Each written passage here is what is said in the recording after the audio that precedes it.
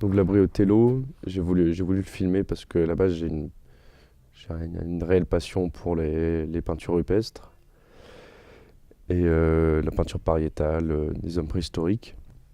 Et Lascaux et Chauvet, c'est des trésors qui sont ultra protégés et invisibles pour la plupart du grand public, voire enfin ultra. C'est des zones pour des élites très précises, quoi, des scientifiques. Il n'y a que Herzog, par exemple, qui a réussi à entrer à Chauvet.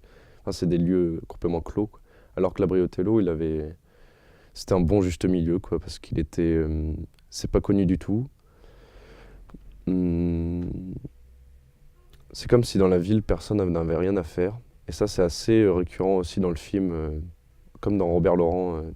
Tout le monde connaît ce truc-là, mais ils y voient pas forcément l'intérêt. Et c'est là que j'ai envie d'intervenir, quoi, parce que c'est vraiment quelque chose qui est superbe, quoi. Comme c'est dit dans le film, c'est pas Lascaux, c'est pas Chauvet, il n'y a pas de scène avec des animaux, etc. Mais c'est des originaux et qui sont très accessibles, quoi. Et surtout, ils sont dans un cadre qui n'a pas du tout été modifié par l'homme depuis des siècles et des siècles.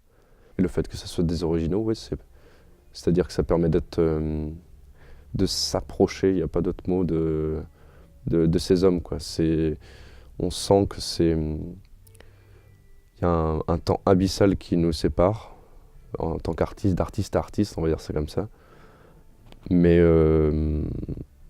c'est quelque chose que je trouve très beau, quoi, de la trace d'une personne qui a tracé ça il y a 5000 ans, enfin plus de 5000 ans, quoi. Chauvet, je suis allé voir la copie qu'ils ont fait récemment. Ils ont mis des moyens considérables pour la faire, des millions d'euros, peut-être même des milliards, pour reconstruire ce bâtiment. Et enfin, c'est une philosophie basique, mais c'est flagrant. Il y a aucune magie, quoi. On voit les copies, elles sont remises en contexte, mais il paraît qu'à Lascaux 4, là, qui viennent de finir, c'est très bien réalisé. Mais la grotte Chauvet-Pont d'Arc, en voyant la copie, j'étais pas du tout convaincu, quoi.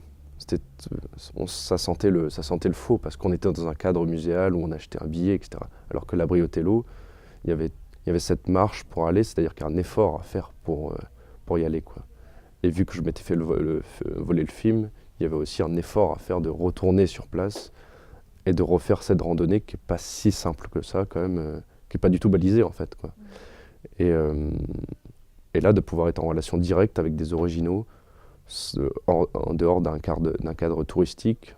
Et la Britello est tout petit, donc du coup ils vont pas en faire une copie, ça coûterait trop cher. Donc ils ont juste mis une grille devant pour éviter toute intrusion, quoi.